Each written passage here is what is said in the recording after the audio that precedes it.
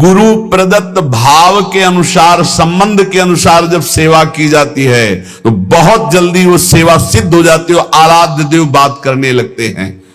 भक्त की हर बात को प्रभु सुन रहे हैं। गोसाई जी ने कहा जाओ सब बहुओं को चूड़ी पहना दो, सुन रही ना श्री जी, इसीलिए चूड़ी पहनने गई।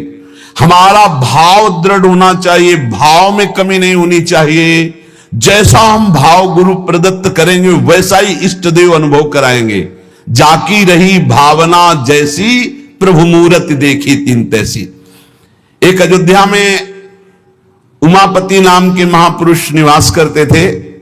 ये बहुत शास्त्रों के ज्ञाता और भजनानंदी महापुरुष थे। तो इनको अपने में भाव आता था कि मैं गुरु हूं राम लक्ष्मण भरत शत्रुघ्न का, ये मेरे पुत्र और शिष्य के समान है। तो ये जब मंदिर में जाते कनक भवन में, तो कनक बिहारी राम जी को ये माला खरीदते, पहन के जाते और अपना पहना हुआ माला देते कि राम जी को लक्ष्मण जी को पहना दो, और सीता जी के लिए कहते कि आधा दरवाजा मोड़ दो, पर्दा कर दो, बहू है हमारी। ये रोज ऐसा करते। पुजारी वैसा ही कहते, जैसा ही कहते, क्योंकि महापुरुष थे उमापति जी।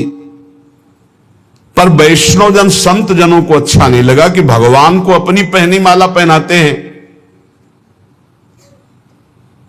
सब वैष्णव जन खिलाफ हो गए और कहा ऐसा नहीं हो सकता, भगवान केवल तुम्हारे नहीं कि तुम आकर अपनी प्रसादी माला भगवान को पहनाते हो।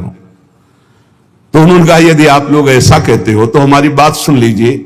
गुरु के सामने शिष्य कभी अमनिया माला पहन ही नहीं सकता, वही हमारे शिष्य हैं। बोले हम तुम्हारी इन बातों को नहीं मानते भावुकता की, लेकिन कल से आप ठाकुर जी को अपनी प्रसादी माला नहीं पहनाएंगे। वो अमनिया माला लेके आए 10 और कहा लो पहनाओ। तो जो राम जी के गले में डालते टूट के गिर जाती, लक्ष्मण जी के गले में डालते टूट के गिर जाती। 10 माला पहना दी, वो सब टूट के गिर गई। सब संत और वैष्णव खड़े देख बोले देखा ये भला अमनिया पहन सकते हैं जब मैं इनका गुरु हूं। वशिष्ठ भाव से वो रहते।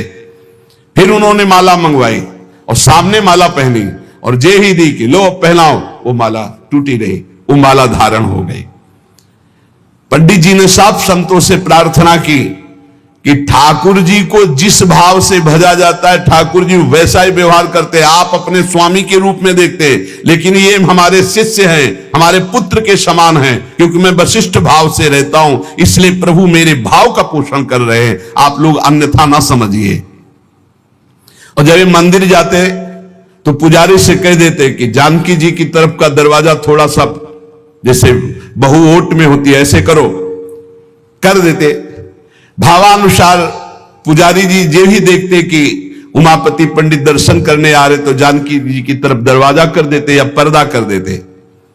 पुजारी जी विशेष सावधानी पूर्वक ऐसा करते। ये भी भक्तों को अच्छा नहीं लगा कि तुम्हें अकेले थोड़ी दर्शन करते हो कि जानकी जी का, वो हमारी माता है, हमारे सर्वस्व हैं, आप ऐसा।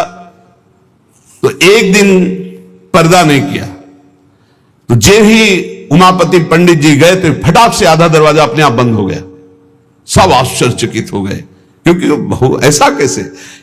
बस ये बात समझ लो, प्रभु भाव को बहुत पकड़ते हैं। भाव ही सबसे बड़ी वस्तु है। धड़ाक से दरवाजा बंद हो गया। पंडित जी ने पुजारी जी से कहा आप कभी चूक मत करना, जानकी जी हमारी बहू है, हमारे शिष्य की है, इसलिए वो कभी हमारे सामने ऐसे नहीं, पर्दा करके।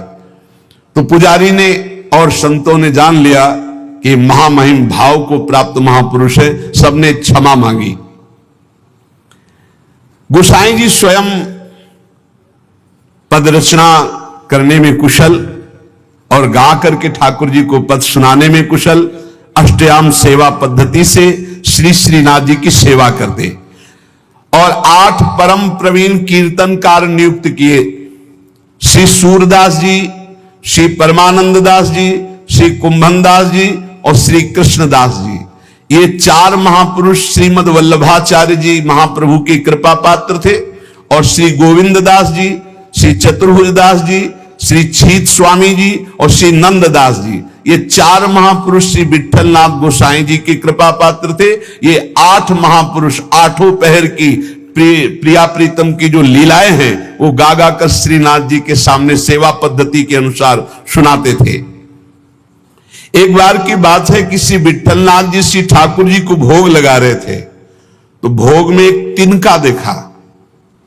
बहुत दुख हुआ कि मेरे सुकुमार लाडले ठाकुर और उनके भोग में इतनी असावधानी बनाने वाले तिनका। बहुत सावधान रहना चाहिए ठाकुर जी का, जब भोग बनाए तो बोलचाल में भी सावधानी रखे, कहीं थूक की छिट्टी ना चली जाए मुख में, ऐसा होता है। तो अगर कभी बात करनी हो तो रसोई से ऐसे करके बात करे, वैसे तो बात कम ही करे, मौन धारण करके बनाए, क्योंकि अगर हम पद जोर जोर से गाएंगे या बात करेंगे तो हमारे मुख से थूक की छिट्टी ठाकुर जी के भोग सामग्री जो बन रही है उसमें गिरना हो सकता है। कितनी सावधानी महापुरुषों के चरित्र से हमें प्राप्त होती। तिनका को देख करके बहुत दुखी हुए और कहा कि आज हम हैं, तब हमारे ठाकुर जी के भोग में तिनका निकला और कल हमारा शरीर छूट जाएगा तो तुम लोग कैसे हमारे ठाकुर जी की सेवा करोगे। तो मैं आज ही संन्यास धारण करूंगा और विचरण करूंगा, जैसा मनावे वैसा करो। आप इतना कहे तो सब लोग बहुत दुखी हो गए। सबने अनुनय विनय की कि एक बार अपराध क्षमा कर दो, ठाकुर जी की भोग में कभी त्रुटि नहीं होगी। आपने कहा हम परिहास में कभी झूठ नहीं बोलते, हमने कहा सन्यास लेंगे तो अब सन्यास लेंगे, अब हम तुम्हारे बीच में नहीं रहेंगे। श्री ठाकुर जी श्रीनाथ जी से आज्ञा लेने गए। ठाकुर जी ने बहुत उदास होकर के कहा, गोसाई जी एक गेरुआ वस्त्र हमको भी मंगवा दो। बोले आपको क्यों जय जय, आपके पास तो बहुत सुंदर सुंदर पोशाक है। बोले हम आपके बिना नहीं रह सकते, अगर आप सन्यास लेंगे तो हम भी सन्यास लेके आपके साथ ही चलेंगे। देखो कैसा प्यार करते, जैसे माधोदास बाबा जगन्नाथ जी को प्यार करते, तो जगन्नाथ जी से जाके आज्ञा ली, जय जय अब ब्रज 84 कोस आपकी